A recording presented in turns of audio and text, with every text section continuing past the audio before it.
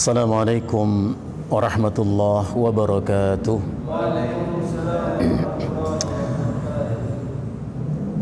Alhamdulillahilladzi khalaqas samawati wal arda wa ja'ala adh-dhulumati wan nur walladzi ja'ala fis samai burujan wa ja'ala fiha sirajan wa qamaran munira وهو الذي جعل الليل والنهار خلفة لمن أراد أن يذكر أو أراد شكورا أشهد أن لا إله إلا الله وحده لا شريك له له الأسماء الحسنى والصفات العلى وأشهد أن محمدا عبده ورسوله وحبيبه وأمينه على وحيه أرسله كافة للناس بشيرا ونذيرا وداعيا إلى الله بإذنه وسراجا منيرا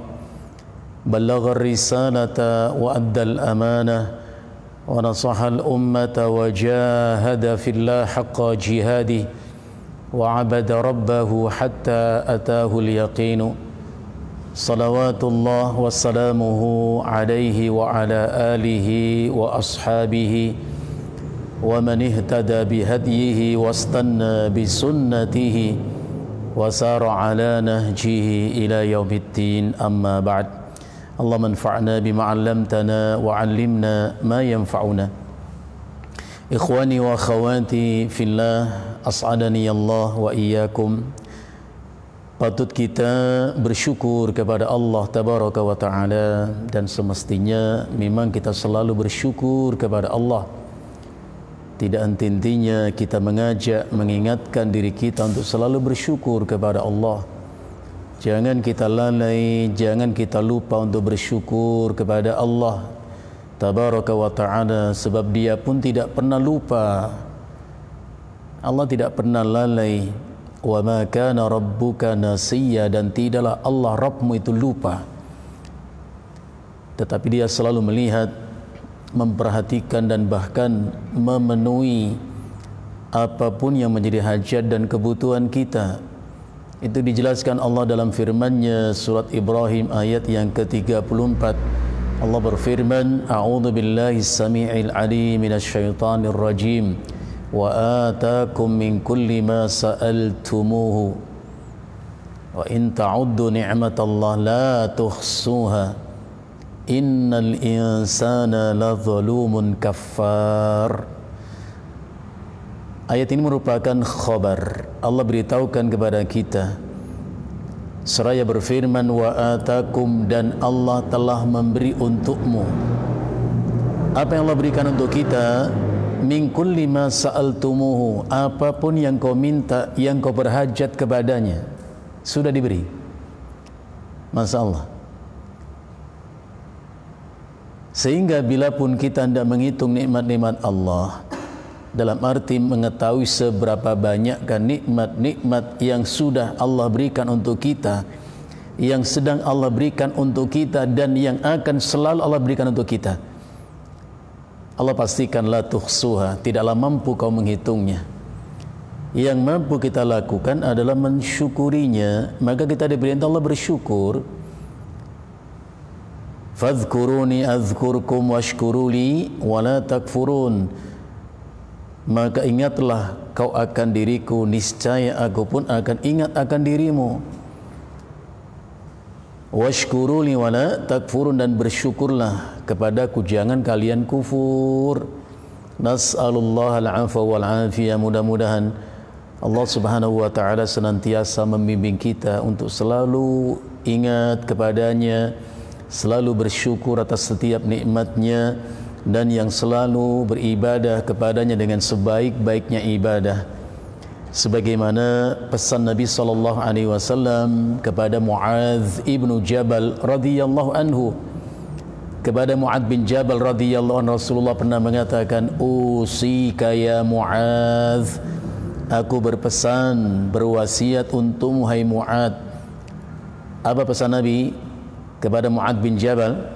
Beliau mengatakan alla tad'anna dubura kulli salatin an taqula, jangan engkau tinggalkan di setiap ujung salatmu untuk kau baca Allahumma a'inni ala dzikrika wa syukrika wa husni ibadatika. Ya Allah, tolonglah aku. A'inni artinya a'tini i'anatan, beri aku pertolongan untuk senantiasa mengingatmu, untuk senantiasa mensyukuri nikmat-nikmatmu, dan untuk senantiasa beribadah kepadamu dengan sebaik-baiknya ibadah. Amin ya mujibas sa'ilin. Ikhwani fillah, dengan beristi'anah kepada Allah, yakni mengharap pertolongan kepadanya serta kemudahan darinya, kita akan lanjutkan telah kita, yakni kitab Syarah Al-Uthul As-Salasah, Al-Usul As-Salasah, yang disusun oleh Ma'ali Al-Syekh Al-Allamah Al-Duktur Salih Fauzan Ibn Abdillah Al-Fauzan Hafidhahullah, yang merupakan syarah dari kitab Al-Usul Al-Thalathah yang ditulis oleh Syekh Muhammad bin Abdul Wahab At-Tamimi rahimahullahu ta'ala. Dan antum yang pegang kitabnya, silakan dilihat halaman yang ke-63. Pada bagian ini Fadilatul Syekh Saleh Fauzan mengatakan wa qawluhu, yakni qawlu al-muallif rahimahullah. Al-muallif rahimahullah ta'ala mengatakan fa idza qila laka ay su'ilta. Jadi kalau membaca syarah itu enak, selalu ada penjelasan ekstra, lebih dari cukup ini. Fa idza qila laka, maka apabila dikatakan kepadamu, ai maksudnya su'ilta, kalau engkau ditanya, man rabbuka, ya, man rabbuka. Sering kita sampaikan rabbuka itu artinya khaliquka, siapa yang mencipta dirimu. Rabbuka artinya malikuka, yang memiliki dan menguasai dirimu. Rabbuka artinya wa mudabbiru syu'unika, yang menata, mengatur apa? Seluruh urusanmu.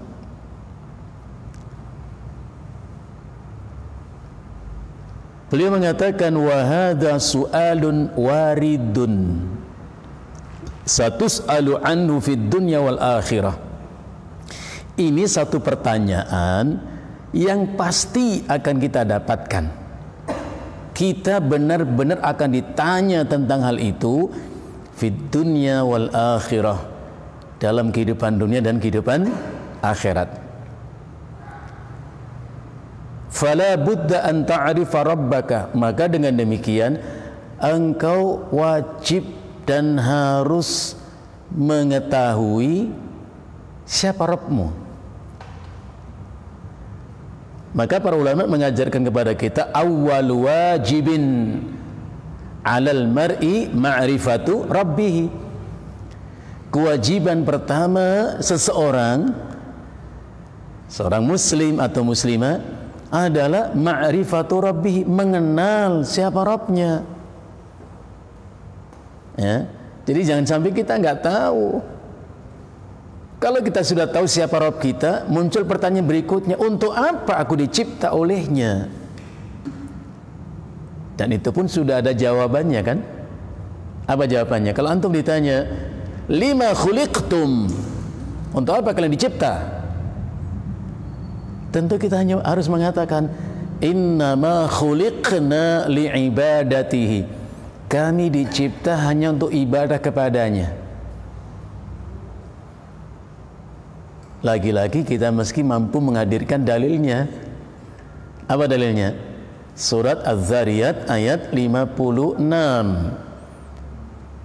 Allah sampaikan firman-Nya, ikhbariyan, ya, sebagai bentuk berita kepada kita. Allah berfirman, wa ma khalaqtul jinna wal insa illa liya'budun. Aku tidak mencipta jin dan tidak pula mencipta manusia illa liya'budun, kecuali hanya untuk beribadah kepadaku. Al-Imam Al-Qurtubi rahimahullah ta'ala mengatakan, aslul ibadati, asal makna ibadah itu adalah al-khudu'u wa dhullu, tunduk dan patuh, tidak menentang, tidak membangkang. Tunduk dan patuh itulah disebut dengan ta'ah. Taat itu begitu. Ziddut ta'ah, lawan kata ta'ah adalah maksiat. Jadi maksiat itu membangkang, menentang gitu. Maka Al-Imam Imaduddin Ibnu Katsir rahimahullah menjelaskan firman Allah ini surat Az-Zariyat 56 tadi, beliau mengatakan fa'ibadatuhu, maka ibadah yang dimaksud dalam ayat itu adalah ibadah yang untuknya dan karenanya kita dicipta oleh Allah adalah fa bi ta'atihi bi fi'lil ma'muri, yaitu dengan mentaati Allah, dengan mengerjakan perintah-perintahnya dan atau meninggalkan larangan-larangannya. Jadi taat terhadap perintah Allah berarti bil imtithali, dengan mengerjakan perintah itu. Sebagaimana ketaatan kepada Allah terhadap larangannya dengan apa? Bil intihai wal ijtinabi, dengan meninggalkan dan menjauhi. Jadi sederhana sesungguhnya beragama itu. Islam itu sangat sederhana. Maka Rasulullah mengatakan ad-dinu yusrun, agama itu mudah, mudah dimengerti, mudah diamalkan. Ya, asal diperintah, udah kerjakan sesuai dengan kemampuan, dilarang tinggalkan. Ibnu Katsir kemudian mengatakan wa dzalika hakikatu dinil Islam, yang demikian itu merupakan hakikat esensi daripada Islam. Kenapa? Li'anna al-islam wal istislamu lillah, karena Islam itu adalah bentuk penyerahan diri secara totalitas kepada Allah. Al-Islam bimana? Al-istislam. Istislam itu nyerah, jauh dari kesan menentang, membangkang, enggak, nyerah. Jadi memang kita harus mengenal siapa Rabb kita. Wa an tujiba bijawabin sahihin, dan andai kau ditanya seperti itu, kata Shalih Fauzan, wa an tujiba, engkau mesti menjawab bijawabin sahihin, dengan jawaban yang sahih. Kapan jawaban itu sahih? Mabniyin alal yaqini wal burhan, apabila jawaban itu berangkat dari sebuah keyakinan dan burhan. Apa itu burhan? Bukti, dalil. Nah, kita harus belajar itu. Jawaban itu disebut sahih, benar, bila itu berangkat dari sebuah keyakinan dan keyakinan dibangun di atas ilmu. Ingat, jangan pernah kita membangun keyakinan di atas kejahilan, bahaya. Sebab orang itu akan beramal dengan keyakinannya. Bayangkan kalau diyakini itu batil, wal iyadu billah. Jadi harus jawaban itu benar, sahih, mabniyin 'alal yaqini wal burhan, yang dibangun di atas sebuah keyakinan dan burhan. Jadi jawaban yang sahih kalau ditanya man rabbuka, maka kita mengatakan Rabbi Allah. Antum tentu banyak ya menemukan dalam Al-Quran kata Rabbuka ini. Pasti banyak ya. Di antaranya wa in qala rabbuka lil malaikati inni ja'il, dan seterusnya. Ada kata Rabbuka. Tapi ngomong-ngomong, kira-kira antum pernah menghitung nggak berapa kali Allah sebut kata Rabbuka dalam Al-Quran? Nggak kepikiran ya. Padahal emang harus Ustaz. Ya enggak, tapi kan asik aja gitu. Ulama menghitung gitu. Takwa jumlahnya 250 kali. Sabar 90 kali disebut dalam Al-Quran. Maka saya penasaran itu, saya suka ngitung aja. Kira-kira kata Rabbuka itu berapa kali Allah sebut dalam Al-Quran? Antum siap menghitung atau cukup saya sebutkan? Ya, antum kalau menghitung, hitung aja gitu kan. Dan alhamdulillah saya sudah menghitung. Ternyata saya temukan dalam Al-Quran kata Rabbuka sebanyak 204 kali. 204 kali. Antum boleh buktikan kalau nggak percaya. Rabbi, ya Rabbi gitu ya, itu sebanyak 82 kali Allah sebut. Rabbukuma, Rabbukuma, ya, musanna, ya, itu sebanyak 32 Allah sebut. Rabbukum atau Rabbakum disebut sebanyak 100 kali. Rabbuna disebut sebanyak 92 kali. Rabbul Alamin disebut sebanyak 24 kali. Rabbus Samawati wal Ard sebanyak 12 kali. Rabbul Arsh 5 kali. Rabbul Izzati 1 kali. Jadi kalau dijumlahkan kata Rabbun dalam beberapa bentuk kata ya sebanyak 552 kali. Sebegitu banyak Allah sebut dirinya untuk mengenalkan kepada kita. Huwa Rabbuna, dia Rabb kita. Masya Allah. Sampai 552 kali loh. Subhanallah. Ya ada waktu saya ngitung itu kan, penasaran aja gitu. Jadi al-jawabus sahih, jawaban yang sahih kalau kita ditanya man rabbuka, kita harus menjawab dengan jawaban yang sahih, dibangun di atas keyakinan dan hujjah.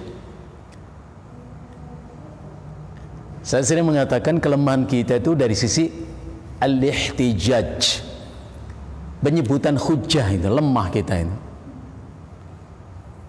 Antum kalau ditanya mana yang lebih utama, sholat di rumah atau di masjid, sepakat pasti itu jawabnya benar. Di masjid lebih utama, pasti itu. Kalau ditanya ama'akad dalil, kau punya dalil atas pendapatmu itu? Nah, baru nyerah dia. Angkat tangan kita ya. Kenapa kita nggak sebutkan saja ya? Banyak dalil-dalil menunjukkan itu. Misalnya Rasulullah sallallahu alaihi wasallam mengatakan salatul jama'ati tafdhulu ala salatil faddi bisab'in wa ishrina darajah. Salat yang dilaksanakan secara berjamaah konotasinya adalah di masjid. Itu lebih utama dibandingkan dengan salat dikerjakan sendiri. Termasuk hadis yang lain, ala adullukum ma yamkhullahu bihi al-khataya wa yarfa'u bihi darajat. Maukah kalian aku tunjukkan, aku beritahukan tentang sesuatu yang dengannya Allah angkat derajat kemuliaan kalian, Allah hapuskan dosa kesalahan kalian. Masya Allah, penawaran yang luar biasa itu. Kita pun mesti mengatakan bala, tentu saya mau ya Rasulullah. Gimana nggak senang ditunjukkan begini. 3 yang dengannya Allah angkat kemuliaan kita, Allah tambah kemuliaan kita di sisinya, dan Allah ampuni dosa dan salah kita. Apa 3 itu? Yang pertama, isbaghul wudu 'alal makarih, menyempurnakan wudu terutama ketika kita dalam keadaan enggan atau malas. Misalnya malam hari hujan, apalagi di negeri yang ada salju. Aduh, antum kebayang nggak kalau antum tinggal di negara yang ada saljunya, musim salju, antum masih pakai kumur-kumur kah kalau wudu? Bayangkan, masih istinsyak nggak, gitu-gitu nggak? Hah? Masya Allah. Antum milih tayamum ya? Apalagi mandi janabah, Masya Allah. Hah?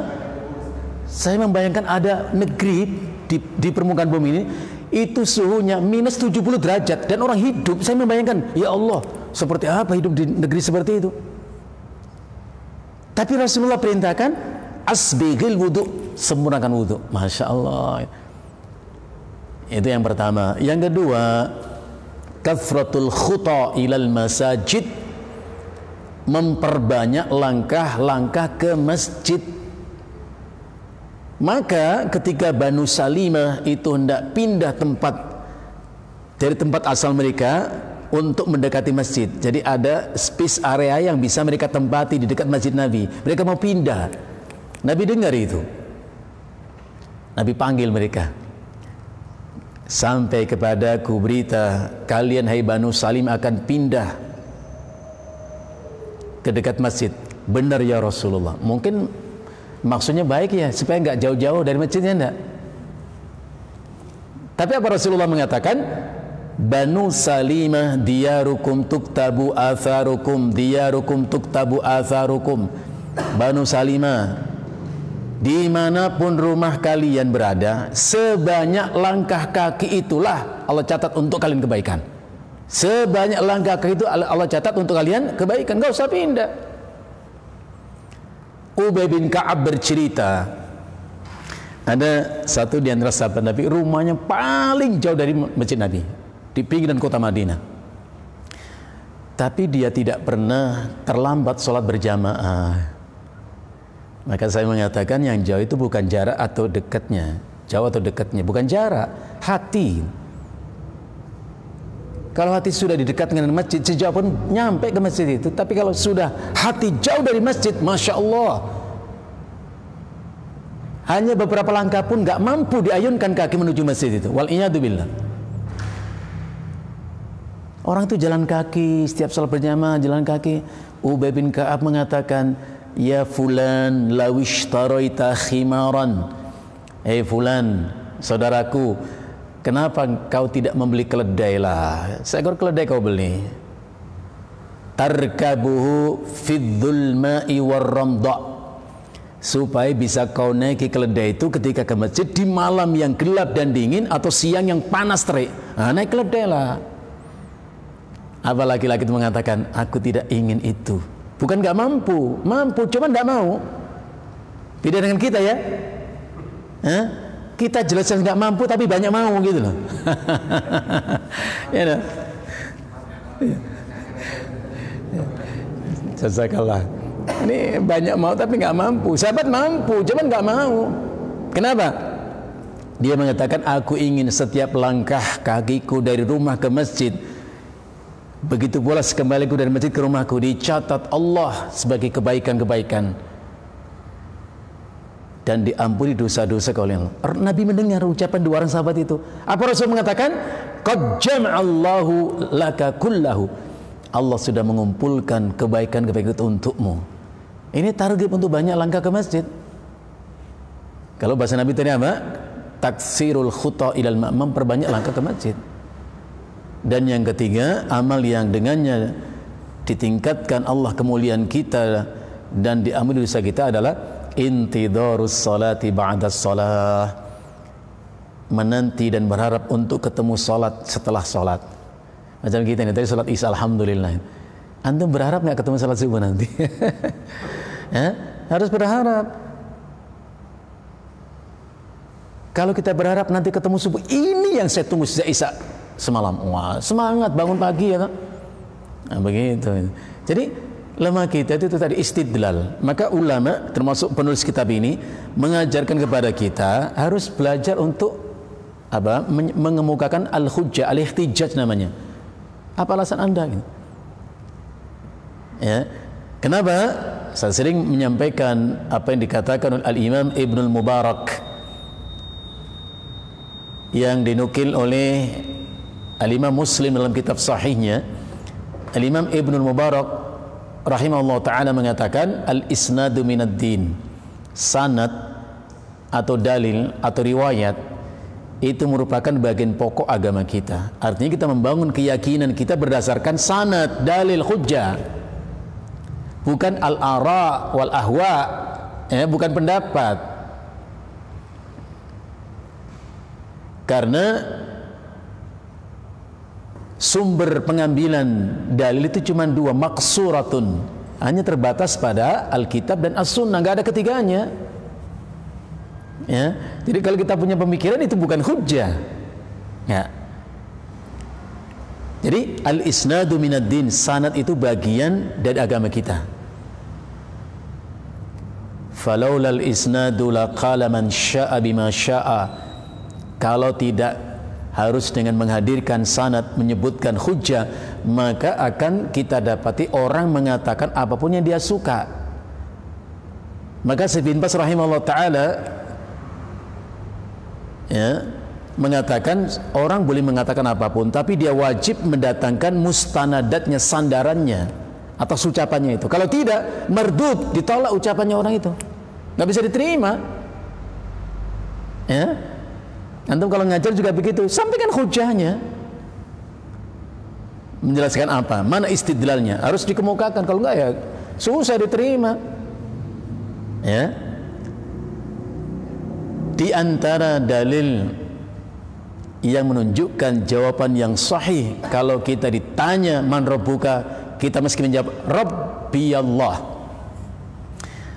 adalah satu hadis yang diriwayatkan oleh Al-Imam Ahmad Ibnu Hanbal dalam kitab Musnadnya, hadis nomor 18.557 dalam kitab Musnad Imam Ahmad, yang dalam kitab kita ini nggak dinukil, maka saya mencari. Ya. Disebutkan satu riwayat dari Al-Barra ibn Azib radhiyallahu anhu. Al-Barra bin Azib bercerita, dia berkata, kharajna ma'an Nabi sallallahu alaihi wasallam fi janazati rajulin minal ansar. Kami pernah keluar bersama Rasulullah sallallahu alaihi wasallam mengiringi jenazah seorang lelaki dari kalangan Ansar. Fantahaina ilal qabri, maka tibalah kami di kuburan. Walamma yulhadu, setelah jenazah itu dimasukkan ke liang lahat, fajalasa Rasulullah sallallahu alaihi wasallam wa jalasna haulahu, maka Rasulullah pun duduk, artinya tidak segera beranjak meninggalkan tempat itu. Rasulullah diam di situ, kami pun diam di tempat itu bersama Rasulullah. Wa ka'anna ala ru'usina at-tayr, seolah di atas kepala kami itu ada burung-burung. Saya mencari penjelasan apa maksud kalimat ini. Ini kata kiasan. Maksudnya suasana begitu hening, tenang waktu itu. Andai seekor burung berkicau, begitu terdengar jelas kicauan burung itu. Itu maksudnya. Terjemahnya begitu, cuman kita penasaran apa maksudnya. Oh, ka'anna ala ru'usina itu yadullu ala hudu. Hudu itu tenang, hening begitu. Enggak gaduh, enggak ribut gitu. Kayak di pasar enggak, tenang gitu. Wa fi yadi 'udun yanqudu 'alal ardi. Waktu itu Rasulullah memegang sebatang ranting kering yang ditancapkan ke tanah. Farafa'a ra'sa, Rasulullah angkat kepalanya menghadap ke langit. Kemudian beliau mengucapkan, Ista'idhu billahi min adzabil qabri. Ista'idhu billah min adzabil qabr. Ista'idhu billah min adzabil qabr. Diulang sampai 3 kali Rasulullah sallallahu alaihi wasallam. Ista'idhu, minta perlindunganlah kalian, billah kepada Allah, min adzabil qabr. Ucapan Nabi ini mengisbatkan adanya azab kubur. Ingat kewajiban kita kalau mendengar hadis atau ucapan Rasulullah sallallahu alaihi wasallam dan sahih hadisnya, kewajiban kita cuma satu. Apa itu? Tasdiquhu fima akhbar. Wajib membenarkan apa yang Rasulullah sampaikan. nggak perlu dirasionalisasi, bisa dilakukan ekspedisi, bener nggak ada adab kubur? Nggak usah. Antum nggak usah tidur di kuburan hanya untuk pengen tahu kayak apa adab kubur, nggak bisa. Cukup benarkan ucapan Nabi ini. Antum mungkin bertanya, Ustaz, bagaimana saya bisa membenarkan ucapan Nabi? Kan saya nggak bisa membuktikan. Allah sudah menjustifikasi bahwa Rasulullah tidak berbicara dengan hawa. Itu cukup. Jadi hanya Rasul yang mendapatkan apa? Pengakuan Allah bahwa ia tidak berbicara dengan hawa. Wa ma yantiqu 'anil hawa in huwa illa wahyu yuha. Muhammad tidak berbicara dengan hawa. Hawa itu keinginan pribadi. In huwa illa wahyu yuha. Apapun yang Rasulullah sampaikan itu wahyu. Gitu ya. Makanya dalam hadis yang lain Rasulullah mengatakan, laula alla tudafanu, kalau sekiranya tidaklah harus kalian dikubur lebih dahulu, berarti mati baru dikubur, untuk mengetahui hakikat adab kubur. Berarti nggak mungkin orang yang masih hidup tahu adab kubur secara hakikat. Nggak tahu, nggak bisa. Kecuali kalau mati, nah baru tahu itu kayak apa adab kubur itu.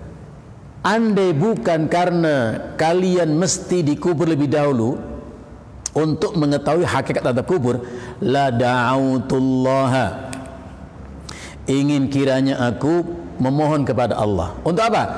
Ayyusmi'akum adzabal qabr, kiranya Allah berkenan untuk memperdengarkan adab kubur buat kalian. Sa'usaimin rahimahullah ta'ala mengatakan, coba renungkan, andai Allah berkehendak, dengan kuasa dan kehendak Allah diperdengarkan adab kubur kepada kita, tenangkah hati kita, kata beliau? Antum bayangkan, yang kita kuburkan bapak kita, ibu kita, orang kita cintai, kepergian mereka membuat kita berderai air mata, sedih kita. Baru kita letakkan di lahat, kita urut begitu, kita pergi sekian langkah, terdengar jeritan orang yang kita cinta disiksa dalam kubur. Antum bisa tidur nyenyak, antum bisa makan enak. Maka Sa'usaimin rahimahullah ta'ala mengatakan, biarkan adab kubur itu adanya min bab al-imanu bil ghaib, termasuk bagian iman kepada yang gaib. Namanya gaib yang nggak kelihatan, nggak bisa diindra oleh indra kita. Syaikh Fauzan mengatakan, al-ghaibu, apa itu gaib? Ma ghaba 'anin nas. Gaib itu yang nggak bisa dijangkau indra manusia, nggak bisa. Bukan apa-apa, saya penasaran aja. Dia mati dulu, perlu dibantu. Begitu jadinya. Ya. Cukup benarkan. Rasulullah mengatakan, ista'idu billah min adzabil qabr, minta tolonglah, minta perlindunganlah kepada azab kubur. Cukup sudah. Maka setiap di ujung salat kita selalu mengucapkan, Allahumma inni a'udzubika min adzabi jahannam wa min adzabil qabr wa min fitnatil mahya wal mamat wa min syarri fitnatil masihid dajjal. Saya nggak tanya antum apalat, pasti hafal insyaallah. Antum baca nggak tadi habisnya? Aduh lupa Ustaz. Suka begitu kita ini. Jangan tanya apal atau nggak apal, apal insyaallah gitu kan. Coba antum ingat-ingat, kalau nggak ketawa sendiri. Makan pagi, makan siang, makan malam, tiap hari. Pakai baca doa itu, mau makan atau habis makan? Kalau disuruh nyebutin hafal itu. Allahumma barik lana fima razaqtana wa qina adzabannar. Bismillah. Habis makan apa bacanya? Alhamdulillahilladzi at'amana wa saqana wa, hafal itu. Kita nggak tanya itu. Antum baca atau tidak? Padahal makannya nambah-nambah itu lupa mulu gitu kan. Maka Rasulullah, la tansa antakula, jangan kau lupa untuk mengucapkan itu. Masya Allah. Rasulullah kemudian melanjutkan nasihatnya, innal abdal mu'min idza kana fi inqita'in minad dunya wa iqbalin minal akhirah. Subhanallah, sayang Nabi kepada kita. Ini track, ini alur yang kita akan ke sana. Masya Allah. Ini indahnya kalau kita belajar ilmu. Kita belum mati, tapi kita tahu gitu kan, jalur yang kita itu tahu. Oh begini prosesnya, Masya Allah gitu.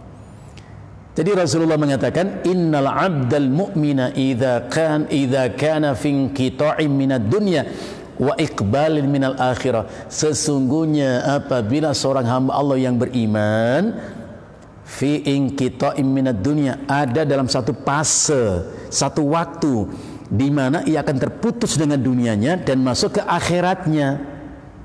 Masya Allah.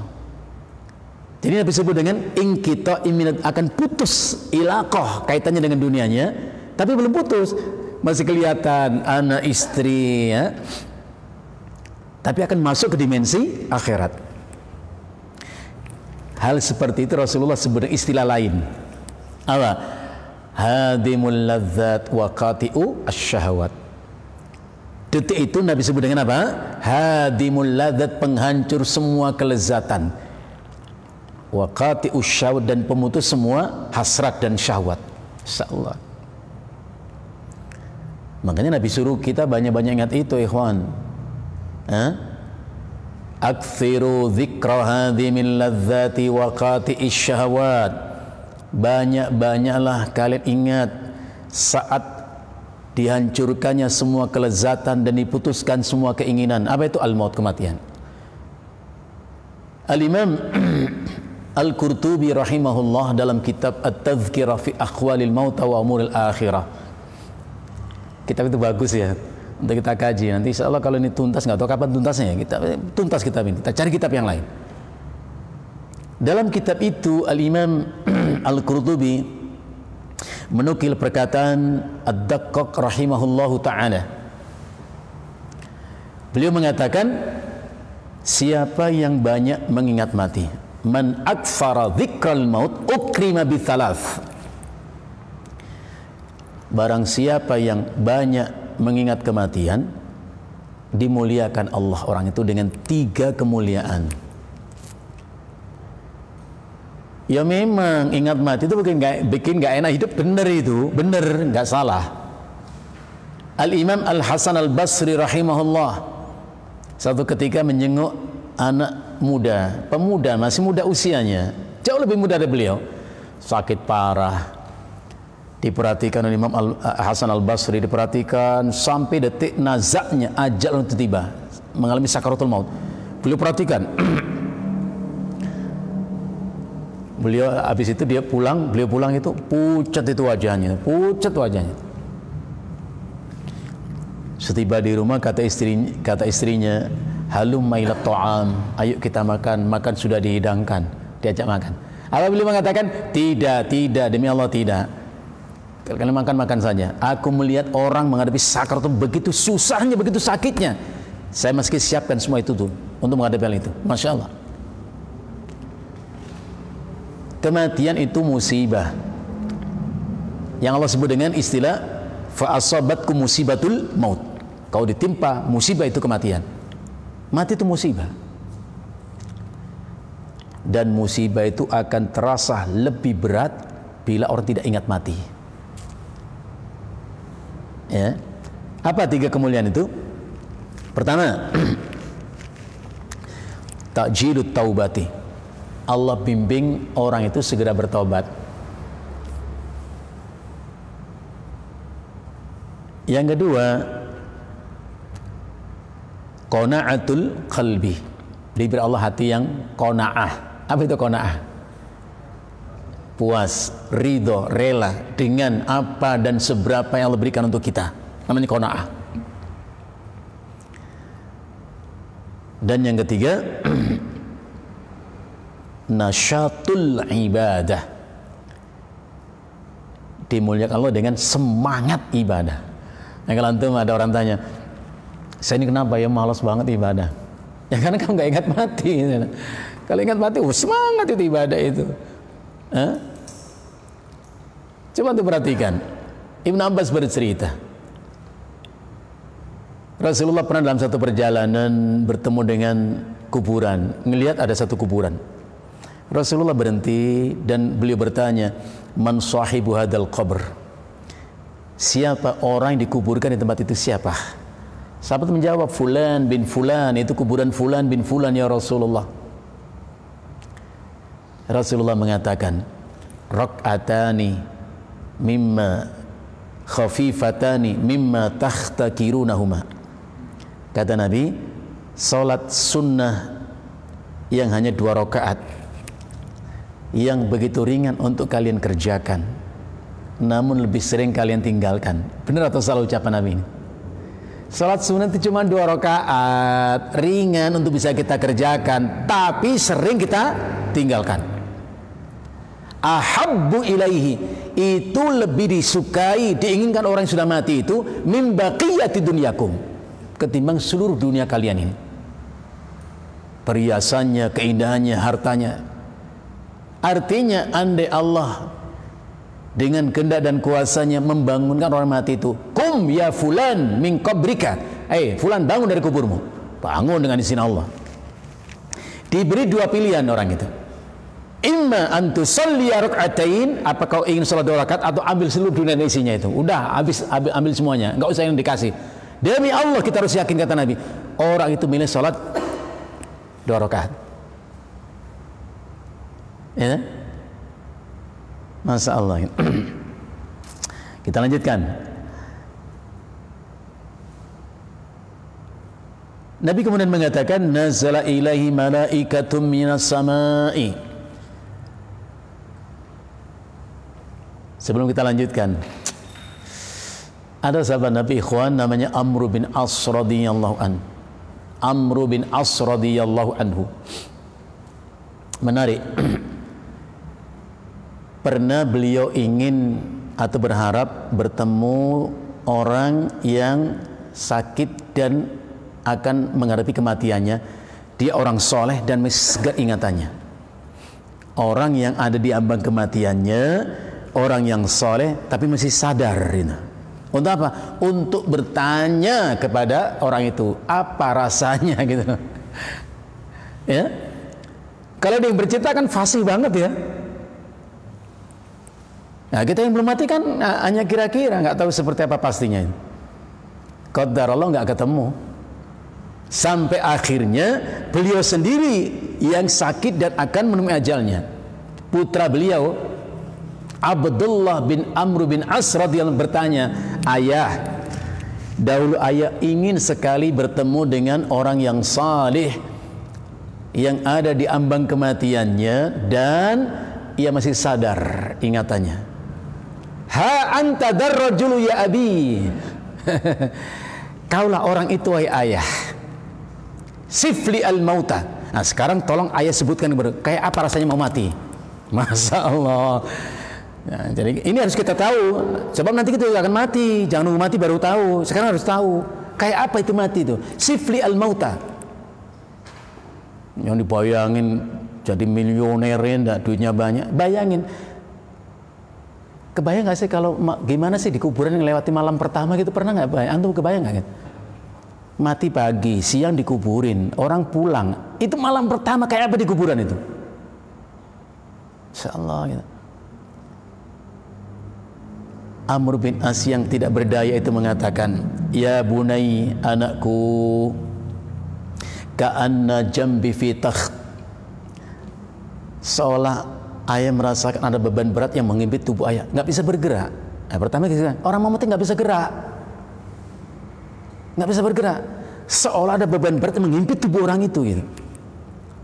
Yang kedua, wa ka'anni atanaffasu min sammi ibrah.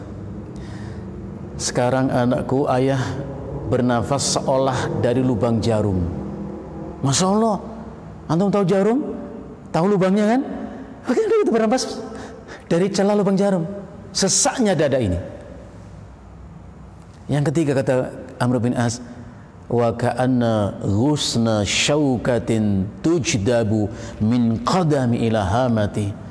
Anakku, ayah merasa seolah ada dahan yang berduri tajam ditarik dengan keras dari ujung kaki ke atas kepala ini rasanya. La ilaha illallah. Hah?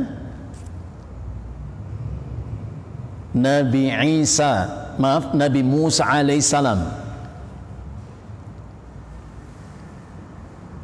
setelah diwafatkan oleh Allah. Ingat loh ya, jangankan kita, para nabi, para mursalin pun diwafatkan oleh Allah. Itu sudah merupakan ketentuan Allah. Kepada Nabi sallallahu alaihi wasallam Allah berfirman, "Wa ma ja'alna min libasharin min qablikal khulda." Muhammad, kami tidak akan menjadikan untuk seorang manusia pun keabadian dalam hidup di dunia ini sebelum engkau. Afa imitta wa humul khalidun? Lantas apakah ketika engkau mati suatu ketika nanti mereka akan kekal hidup? Enggak, Nabi saja meninggal kok wafat kok. Nabi Musa ketika datang ketentuan Allah itu wafat, ajalnya datang, diwafatkan oleh Allah. Sempurna beliau kembali kepada Allah wafat. Allah bertanya kepada Nabi Musa. Anda masih ingat pertanyaannya? Saya itu kalau apal begitu sayang untuk saya lupakan, saya apal itu. Anda hafal enggak? Apa Allah katakan kepada Nabi Musa alaihissalam waktu itu? Ya Musa, kaifa wajadtal mauta? Hai Musa, bagaimana apa yang kau rasakan dengan kematianmu itu? Nabi Musa menjawab, ay Rabbi, ka'anni al-usfur al-hayyi hina yulqa fil miqlati la yamutu fayastarihu wa la yatiru fayanju. Ya Rabb, aku merasa seolah diriku itu hanyalah seekor anak burung. Seekor anak usfur itu anak burung. Hina yulqa fil miqlat, ketika dilemparkan ke dalam genangan minyak yang panas mendidih. Al-usfurul hayy, anak burung masih hidup. Cici-cuit begitu ya. Dilemparkan ke genangan minyak panas mendidih. La yamutu fayastarihu, tidak langsung mati hingga hilang rasa sakit itu. Wala yatiru fayanju, dan gak bisa pula terbang dan lolos dari kematian, gak bisa. Masya Allah. Bahkan Rasulullah bercerita, dahulu kala ada beberapa orang di antara Bani Israel menziarahi kuburan di antara kuburan-kuburan mereka. Di kuburan itu mereka mengatakan, "Lau sallaina rak'atain fanad'u Allah ayyuhya ba'dal amwat." Kenapa kita enggak sholat 2 rakaat, kemudian kita berdoa minta kepada Allah agar Allah hidupkan satu di antara orang yang sudah mati itu? Itu dulu Bani Israel ya. Hanya mereka sholat dan berdoa. Dengan izin Allah, terbelahlah satu di antara kuburan itu, terbelah. Muncullah seorang lelaki. Seluruh tubuhnya itu hitam. Hitam legam itu. Hanya keningnya yang putih. Bekas sujud, berarti dia orang-orang beriman. Dia bertanya, ada apa dengan kalian, apa mau kalian dariku? Makanya jangan dipraktekkan, dan gak perlu juga, cukup kita sam'iyat, khobar kita dengar saja, jangan praktekin ya, nanti bangun benar tuh repot itu ya. Apa yang kalian mau dariku?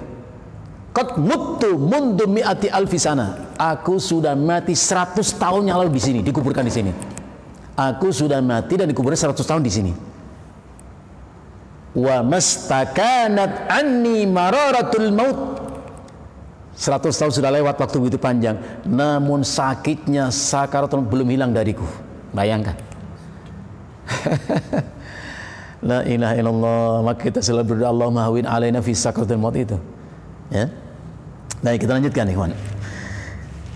Jadi turun malaikat-malaikat dari langit, kata Nabi, bidul wujuhi, nampak wajah malaikat itu putih berseri, ka'anna wujuhuhum asyams, wajah mereka itu bersinar seperti matahari. Ma'ahum kafanum min akfanil jannah, bersama malaikat itu dibawalah kain kafan dari syurga. Wa hanutum min hanutil jannah, dibawa oleh malaikat itu apa? Wewangian dari syurga. Hatta yajlisu minhu maddal basar, sehingga malaikat-malaikat kemudian duduk nampak dalam pandangan orang itu sepanjang mata memandang. Oh, banyak banget malaikat. Summa yaji'u malakul maut alaihissalam, kemudian datanglah malaikat maut, ya, hatta yajlisa 'inda ra'sihi, maka duduklah malaikat maut di samping kepala orang itu. Ya, samping kepala kata Nabi. Fayaqulu, malaikat maut itu mengatakan, ayyatuhan nafsu thayyibah, wahai jiwa yang baik, wahai jiwa yang mulia, ukhruji ila maghfiratin minallah wa ridwan, keluarlah engkau dari jasadmu yang baik untuk menghadap Allah, kau peroleh ampunan dan ridha Allah. Mendengar seruan malaikat itu, kata Nabi, fatakhruju, ruh itu pun langsung keluar.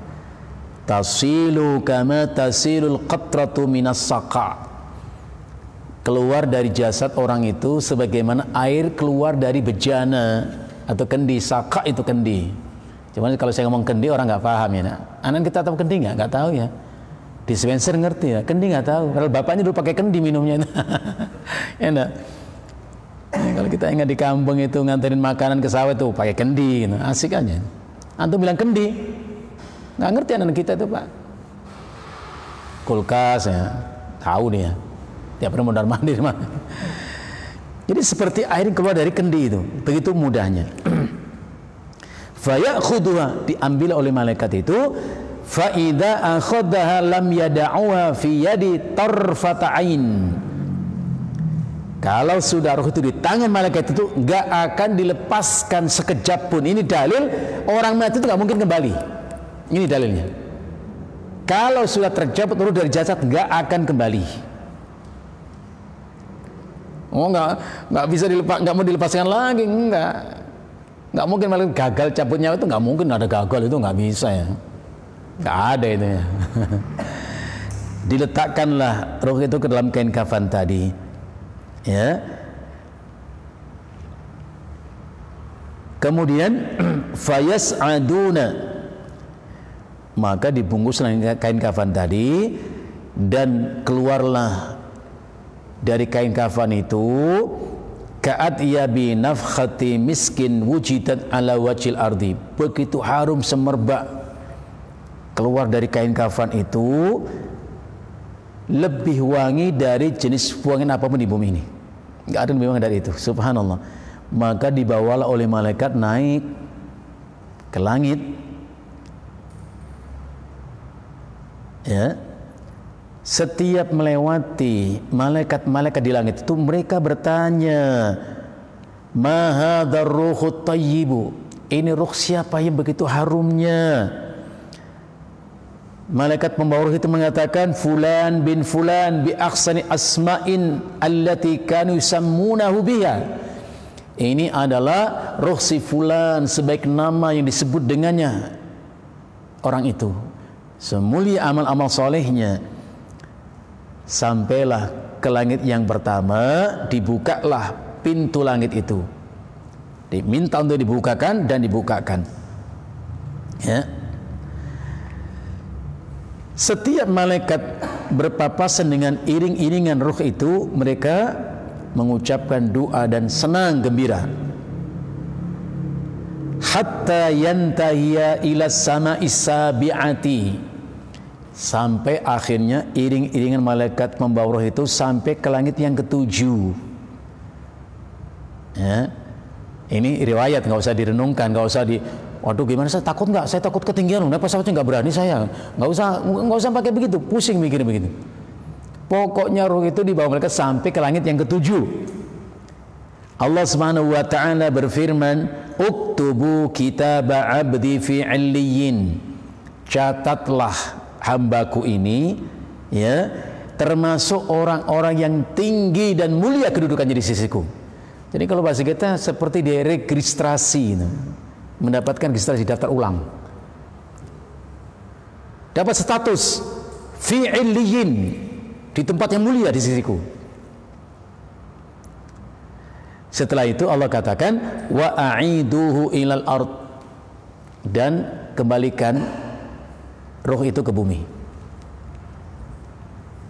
Fa inni minha khalaqtuhum, karena dari bumi aku cipta ia, wa fiha u'idum, dan ke bumi aku kembalikan, wa minha maka ruh itu masuk kembali ke jasad. Jadi dengan apa itu mati? Mati itu kata Al-Imam Al-Qurtubi adalah infisalur ruh anil jasad, terpisahnya ruh dari jasad. Itu namanya mati. Akhir kehidupan dunia itu. Setelah itu ketemu lagi ruh dan jasad di mana? Di alam barzah. Perintahkan ia duduk. Jadi orang itu dalam kuburan itu posisinya duduk. Jadi menjawab pertanyaan kubur itu posisinya duduk, bukan rebahan. Karena Rasulullah katakan begitu. Fayatihi malakani, datang kepada dua orang malaikat, fayujlisani, memerintahkan dia duduk. Fayakulani, keduanya bertanya, man rabbuka. Nah ini dalilnya nih. Orang itu ditanya oleh kedua malaikat, man rabbuka, siapa Rabbmu? Saya suka mengatakan pertanyaan itu ada dua, ya, masih ingat ya? Ada al-isti'lam, minta diberitahu sesuatu yang nggak tahu. Yang kedua, litatbiq, untuk mengakurasikan. Ingat, pertanyaan ini bukan lil isti'lam, tapi litatbiq. Nah, untuk sedikit mengingat lagi, misalnya antum bawa anak antum, putra antum ya. Saya kan nggak kenal ini. Saya tanya sama dia, siapa namanya Mas? Nama saya Ahmad Ustaz. Oh, nama Ahmad ya. Karena saya nggak tahu awalnya, minta dikasih tahu. Itu namanya su'alun lil isti'lam, bertanya untuk minta dikasih tahu. Tapi kalau saya ngomong sama anak saya, siapa namanya sayang? Saya kasih nama dia itu Ahmad. Siapa namanya sayang? Ahmad ayah. Bagus. Ini soal apa ini namanya? Tatbik. Benar. Karena saya kasih nama dia. Tapi kalau dia namanya saya Ali, salah, nama bukan Ali. Nah, ini kan. Apa artinya? Hanya orang yang benar-benar beribadah kepada di dunia ini yang mampu menjawab kalimat Rabbi Allah. Yang nggak pernah ibadah, nggak serius dalam beragama, nggak bisa mengatakan Rabbi Allah. Walaupun dibisikin tetap nggak bisa itu. Fulan, nanti ntar lagi datang kepadamu dua orang malaikat ya, nanti tanya kepadamu siapa Tuhanmu, jawab. Nggak bisa. Kenapa? Ini bukan soal lil isti'lam, tapi soal litatbiq. Jadi hamba soleh itu mengatakan, Rabbi, man rabbuka? Fayaqulu Rabbi Allah. Fayakulani, keduanya bertanya lagi, malaikat itu bertanya, wa ma dinuka, apa agamamu? Fayaqul, hamba yang saleh itu mengatakan, dini al-Islam, agama al-Islam. Fayakulani, berkatalah keduanya kepadanya, ma hadzal rajulul ladzi bu'itsa fikum?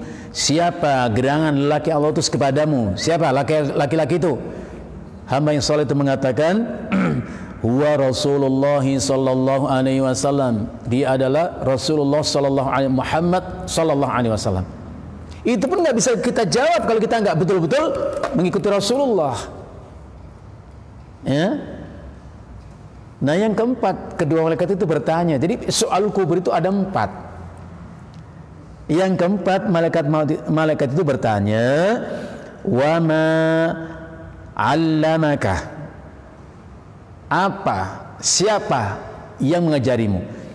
Dalam majelis dikatakan, wa ma yudrika, kamu tahu dari mana Allah itu Rabbmu, Islam agamamu, dan Muhammad agamamu, kamu tahu dari mana? Kalau kita mengatakan sami'tu an-nasa yaquluna kadza wa kadza faqultu, oh saya pernah dengar orang ngomong begitu, aku katakan, salah. Jawaban yang benar, alhamdulillah, hadis ini menjelaskan kepada kita. Jawabannya benar adalah orang itu mengatakan, qara'tul Qur'ana fa amantu bi wa saddaqtu. Aku membaca Al-Qur'an, aku mengimani Al-Quran dan membenarkan Al-Quran. Al-Quran yang mengajariku Allah adalah Rabbku. Al-Quran yang mengajariku Islam agama Allah ridhoi untukku. Dan Al-Quran pula mengajariku Muhammad adalah Rasul dan utusan Allah kepadaku. Setelah itu dijawab dengan baik, fanada munadim minas sama, kata Nabi, terdengarlah seruan dari langit. Apa surat itu bunyinya? An sadaqa abdi, benar apakah dikatakan hambaku itu? Benar kata Allah. Masya Allah, dibenarkan oleh Allah orang itu. An sadaqa abdi, benar hambaku itu. Afrishuhu minal jannah, siapkan tempat tinggal untuknya di surga. Wa albisu minal jannah, kenakan untuknya pakaian dari surga. Waftahu lahu baban ilal jannah, buka pintu untuk surga. Dia pun sudah melihat surga itu. Dia mengatakan, Rabbi aqimis sa'ah, ya Allah, cepat datangkan kiamat. Ya, Masya Allah. Jadi ini hadis, dan memang cukup panjang. Ini dikeluarkan Imam Ahmad dan sesuatu bahasanya tidak sebutkan, maka saya tambahkan, ya, supaya menjadi khazan ilmu buat kita. Beliau mengatakan, fakul, katakanlah Rabbi Allah. Jadi kalau ditanya man rabbuka, katakan Rabbi Allah. Hadza huwal jawab, itulah jawabannya. Huwa Rabbi alladhi rabbani wa rabba jami'al alamina bini'amihi. Dialah Allah Rabbku. Saya mencari dalam kamus bahasa Arab, Rabba yurabbi itu artinya aslaha yuslihu, memperbaiki. Rabba yurabbi, ya, muncul kata tarbiyah, artinya at-takwin wa ta'wid. Nah, gitu ya. Jadi Allah yang mencipta diriku dan yang mencipta alam semesta ini dengan kenikmatan-kenikmatannya. Wa hadza istidlalun akli, inal istidlal secara akli, karena tidak mungkin ada sesuatu yang ada tanpa ada yang mengadakan. Tidak ada ciptaan tanpa ada pencipta. Makanya orang Arab yang Badui saja kalau ditanya, kaifa ta'rifu rabbak? Ada orang Arabi, orang Arab dusun gitu ya, yang memang apa? Sallallahu rahimahullah ta'ala mengatakan ciri orang Badawi itu dua. Beliau yang kata bukan kita ya. Nanti kalau kita ngomong dianggap ujaran kebencian ya, ada penghinaan, bullying, bukan. Syekh Utsaimin mengatakan ciri orang Badawi, orang Arab itu dua. Qillatul adabi, qillatul ilmi. Kurang adab, kurang ilmu, kurang etikanya itu. Kenapa pun demikian, ketika mereka ditanya, kaifa ta'rifu rabbaka? Bagaimana kau mengenal Rabbmu, Tuhan? Dia mengatakan, alaisatil ba'ratu tadullu 'alal ba'ir? Hebat kan orang. Bukankah kotoran onta itu menunjukkan adanya onta? Logikanya bagus ya. Orang Arab nggak perlu kalau Allah Taala itu. Loh, kalau kita lewat situ ada kotoran onta, pasti ada onta di situ. Nggak mungkin nggak. Alam sebegitu indahnya, masa nggak ada yang mencipta? Nggak mungkin. Di hukum akal itu masuk itu. Ma min maujudin illa walahu mujidun. Nggak mungkin ada yang ada tanpa yang mengadakan. Wa ma min makhluqin illa walahu khaliqun. Dan tidak ada ciptaan, pasti ada mencipta. Siapa yang mencipta? Allah katakan, Allahu khaliqu kulli syai'. Allah yang mencipta segala sesuatu. Farabbu jalla wa ala walladhi yurabbi jami'a ibadi bin'ami. Maka ar-rabbu, Allah jalla wa ala, dialah ya yang mencipta dan yang mengatur semua hamba-hambanya dengan nikmat-nikmatnya.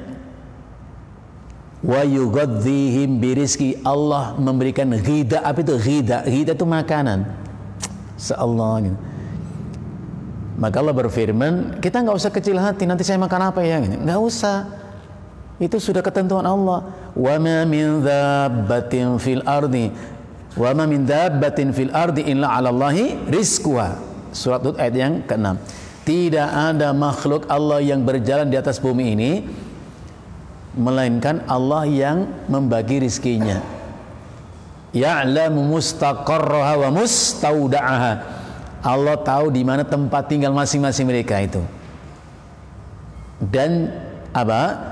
Simpanan makanan mereka. Allah tahu. Makhluk Allah itu ada di darat, ada di laut. Di darat pun banyak tempat. Allah tahu. Dan masing-masing ada rizkinya. Dan Allah bimbing mereka untuk mendapatkan itu. kambing dari lahir sampai mati dia atau disembelih makan celur rumput itu, nggak lain itu. Manusia juga begitu, nasi. Jadi nggak saling serobot-serobot itu enggak, gitu. Ya, karena Allah memang mencipta dan memelihara mereka itu dengan nikmat-nikmatnya, diberi makanan dengan rezeki Allah itu. Wa yakhluquhum ba'da an lam yakunu syai'an madhkura. Allah dia yang mencipta manusia setelah manusia itu belum menjadi suatu apapun yang bisa disebut dengan satu sebutan. Seperti dalam surat apa? Al-Insan ayat pertama ya. Surat 76 ayat pertama Allah berfirman, hal ata 'alal insani hinum minad dahri lam yakun syai'an madhkura.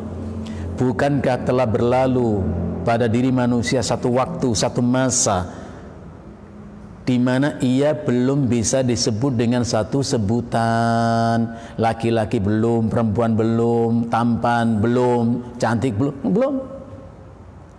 Makanya ulama menyebutkan manusia itu ikhwan mempunyai 5 episode kehidupan, 5 fase kehidupan. Anda sebutkan satu-satu, ini pas ini 5 orang ini. Anda sebutkan apa 5 fase kehidupan itu? Yang pertama, marhalatu al-adam, fase kehidupan dalam ketiadaan. Artinya kita ada dalam ketiadaan, ada menurut Allah, tidak ada menurut orang tua kita. Orang kalau menikah nggak tahu dia punya atau tidak, nggak tahu dia. Dan yang menitipkan janin ke rahim itu adalah Allah. Sehingga disebut dengan marhalatul adami, fase kehidupan di mana kita ada dalam ketiadaan. Ada menurut Allah, tidak ada menurut orang tua. Yang kedua, marhalatul rahimi, fase kehidupan alam rahim. Itu yang kedua. Yang ketiga, marhalatud dunia, fase kehidupan dunia yang hari ini kita sedang ada di dalamnya. Yang keempat, marhalatul barzakhi, fase kehidupan alam barzakh. Dan yang kelima, marhalatul akhirah, fase kehidupan alam akhirat. Nah, perpindahan dari tidak ada menjadi ada namanya alhamlu, kehamilan. Fase kehidupan rahim ke alam dunia namanya kelahiran, al-wiladah. Fase dari dunia ke barzakh namanya al-maut, kematian. Fase dari barzakh ke akhir namanya kebangkitan, al-ba'tsu. Jadi kita sekarang ada di fase yang ketiga. Ya. Berarti ada 2 fase lagi.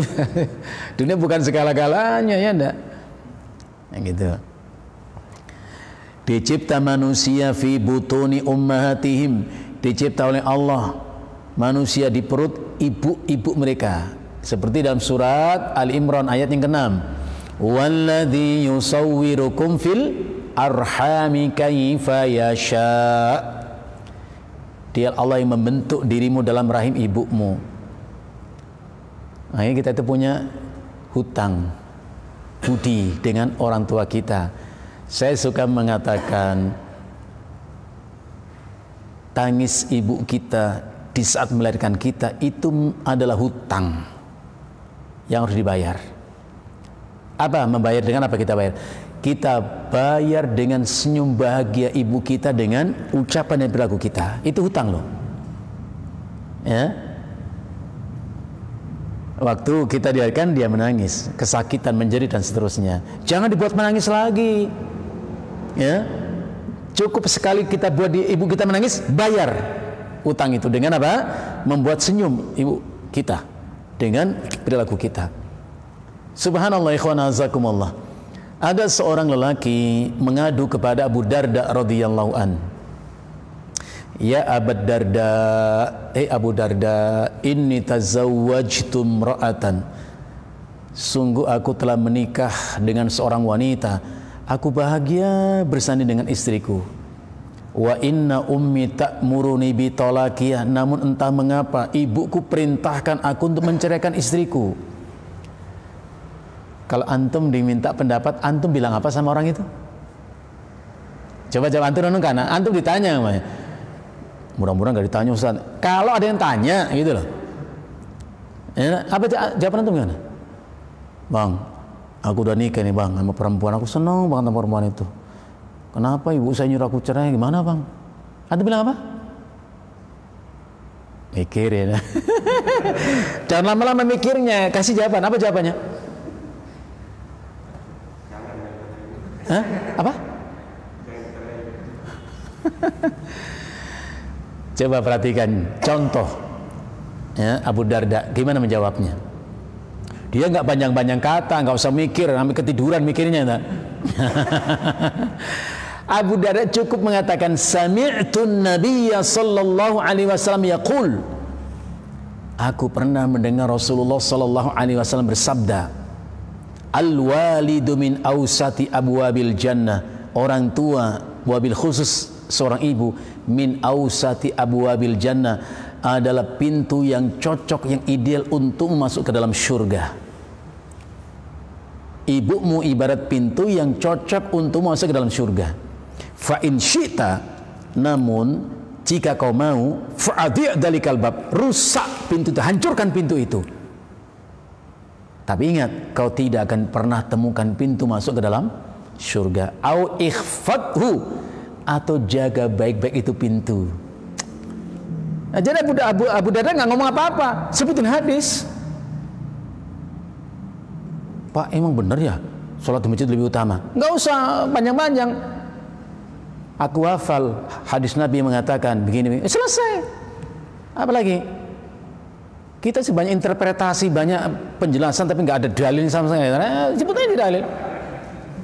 Abu Musa al-Asy'ari, kibaru sahabah, Abu Musa al-Asy'ari datang kepada Aisyah, mafhumul hadis, setelah Rasulullah meninggal. Dan ingat, Aisyah itu ketika Rasul meninggal umurnya baru 18 tahun, masih sangat muda belia. Datang Abu Musa, Aisyah mau tanya nih, cuman gimana ya, aku malu bertanya. Kata Aisyah, sal, bertanyalah, wala tastahi, tidak usah malu. Inna ma'na ummuka, aku ini kan ibumu. Aisyah masih muda belia, Abu Musa udah tua renta. Kata Aisyah, tanya saja lah, nggak usah malu begitu. Inna ma'na ummuka, aku kan ibumu. Memang begitu ketentuan Allah kan? An-nabiyyu aula bil mu'minina min anfusihim. Nabi itu lebih berhak untuk diutamakan oleh beriman ketimbang diri mereka sendiri. Wa azwajuhu ummahatuhum, dan istri Nabi adalah ibu-ibu orang beriman. Jadi nggak salah Aisyah ngomong begitu. Bukan nggak sopan sama orang tua, bukan begitu. Inna mana ummuka, aku kan ibumu. Ayo tanya apa? Begini Aisyah, kalau seorang suami menggauli istrinya tapi tidak inzal orgasme gitu ya, apa wajib mandi?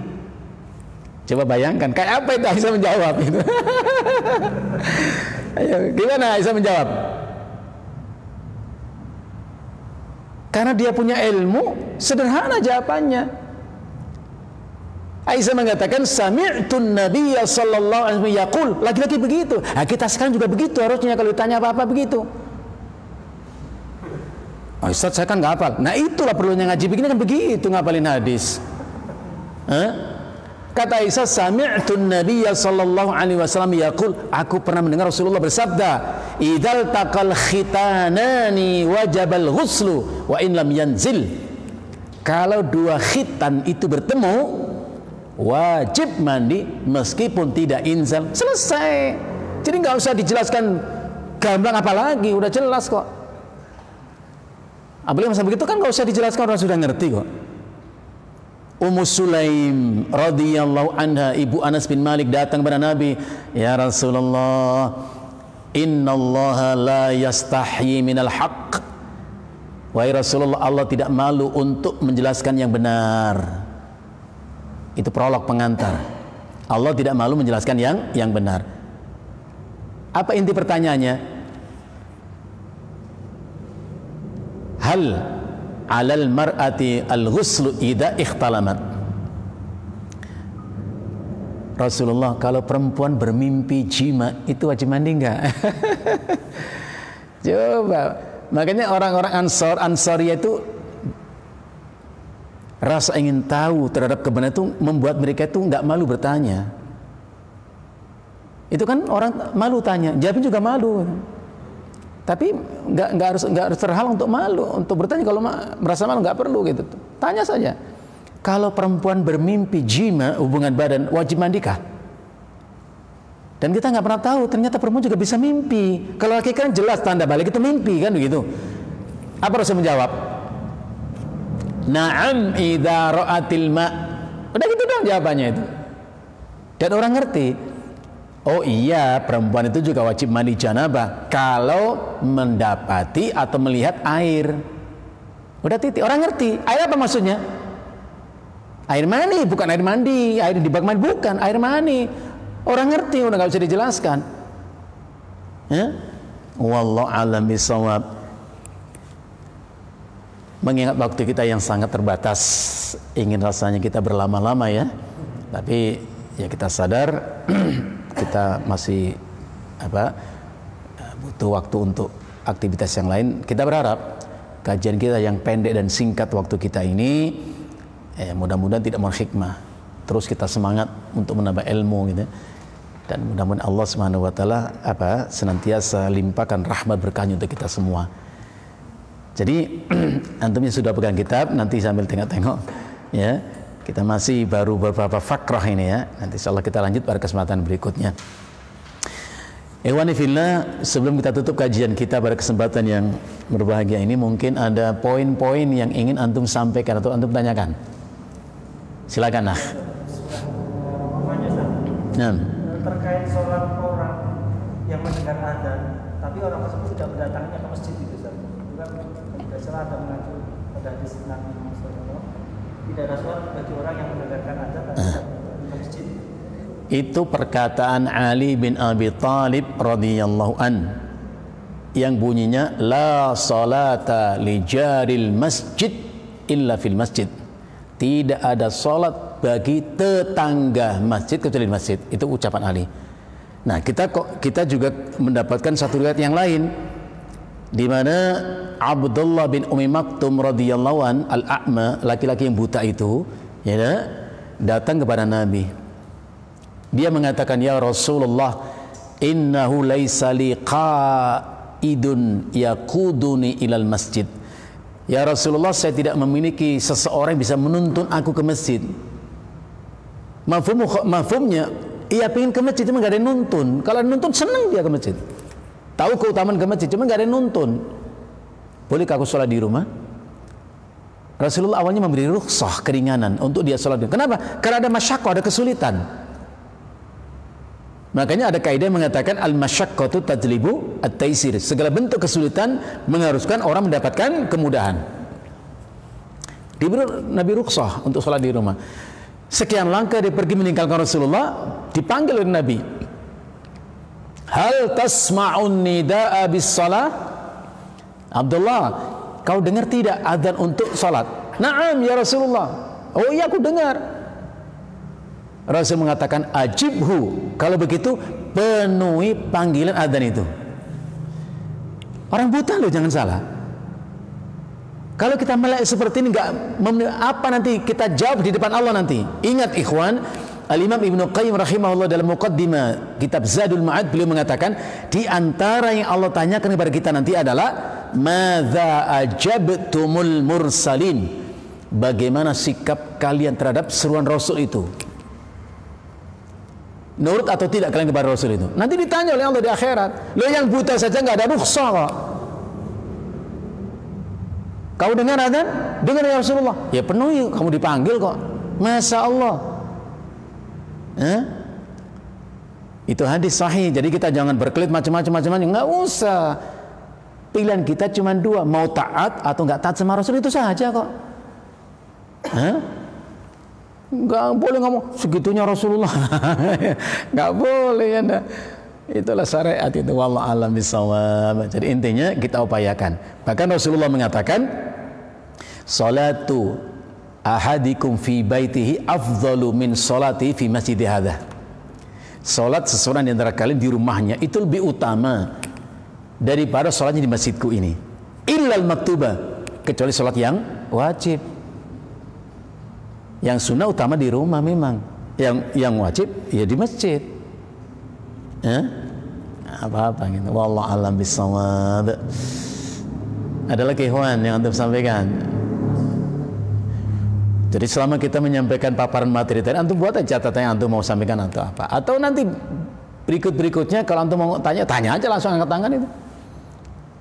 Kok sih waktu tadi mau tanya Ustaz sebenarnya cuma lupa. Nah itulah kebiasaan kita.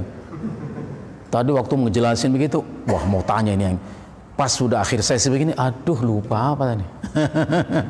Nanti berikutnya antum langsung tanya saja ya. Kalau mau tanya nggak apa-apa ya.